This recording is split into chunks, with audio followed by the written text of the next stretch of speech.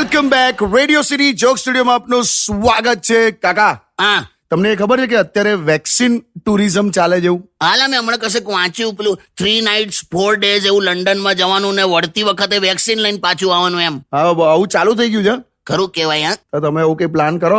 ના ભાઈ ના, ઉલટું આ બધું થયું ને એમાં સૌથી વધારે મજા શું હોય ખબર છે? કે લોકો બહાર તો ટ્રાવેલ નથી કરતા પણ પોતપોતાના ગામડે જતા થઈ ગયા. બોલ. હા, એ ખરું. હમણાં મેક્સિમમ ટુરિઝમ ના બદલે ટ્રાવેલિંગ ગામડા તરફ વધારે હોય છે. બહુ મજા આવેલા. તમને ગામડામાં ગમે કાકા? એટલે બધું બહુ મજા આવેલા. તને કહું, જો કે હવે શહેર અને ગામડું બધું હરકું જ થવા માંડ્યું છે. ખાલી એમ મજા છે ને અમુક ત્યાંના ગામના લોકોની છે, ભાષાની છે. એટલે કેવું? એટલે અહીંયા કેવું, શહેરમાં કોઈ છોકરો તોફાન કરતો તો કેવું કે ઓ હી ઇઝ સો મિસ્ચીવિયસ. હા, ગામડામાં હું કે ખબર નહીં કે હું ખાઈને પેદા થયો છે.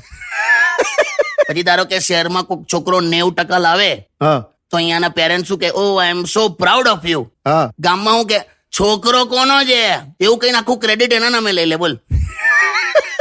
બાકી બધું હરકું જ છે. તને એક વસ્તુ કહું, ગામડામાં જે શાક બનતી વખતે પાણી વધે ને એ જ આપણે શહેરમાં સૂપ કરીને પી નાખીએ છીએ. હા, બહુ સાચી વાત છે. તારે ખાલી મને છે ને અમુક શહેરમાં અમુક વસ્તુ નહીં ગમતી. અમુક બહુ જ જે પૈસાદાર લોકો હોય ને એ લોકોનું તું જોજે, શું? 3 વર્ષના છોકરાને આપ કરીને બોલાવે.